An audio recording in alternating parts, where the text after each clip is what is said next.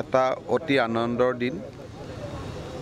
আলাবৈ পথাৰত 10,000 অসমীয়া সৈনিকে অসমৰ স্বাভিমান, অসমৰ সভ্যতা আৰু অসমৰ আত্মাটোক বচাই ৰখাৰ বাবে প্ৰাণ আহুতি দিছিল। আলাবৈ ৰণক বুৰঞ্জীৰ পাতৰ পৰা নৱপ্ৰজন্মৰ সাহসলৈ ৰূপান্তৰ কৰাৰ বাবে এটা প্ৰচেষ্টা 2005 চনত শৰাইঘাট জাৰ্নেলিষ্ট ফৰামে আৰম্ভ কৰিছিল।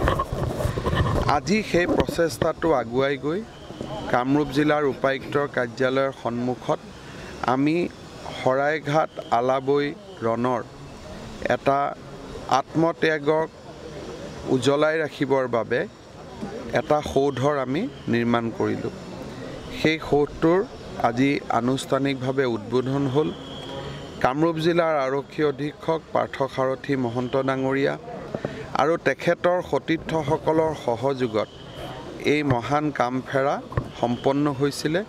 মই তেখেতসকলক ধন্যবাদ জনাইছোঁ, শৰাইঘাট জাৰ্নেলিষ্ট ফৰামক ধন্যবাদ জনাইছোঁ আৰু অনাগত দিনত আমি সংকল্প লৈছোঁ যে আমাৰ এই অঞ্চলত আলাবৈ পাহাৰৰ সমীপত আলাবৈ ৰণৰ বীৰ শ্বহীদসকলক সুঁৱৰি এটা ৱাৰ মেমৰিয়েল আৰু কামৰূপ জিলাৰ উপায়ুক্তৰ কাৰ্যালয়ত এই যি শৰাইঘাট সৰোবৰ আমি নিৰ্মাণ কৰিছোঁ, তাত এটা শৰাইঘাটৰ ৰণৰ স্মৃতি সৌধ, এই দুইটা প্ৰকল্পও আমাৰ কল্পনাত আছে। আজি আমি সংকল্প কৰিছোঁ এই দুটা কামো আমি কৰিম আৰু মই আশা কৰোঁ আমি এই ধৰণে অসম বুৰঞ্জীৰ গৌৰৱৰ গাথা এটাক নৱপ্ৰজন্মৰ ওচৰলৈ লৈ যাব পাৰিম।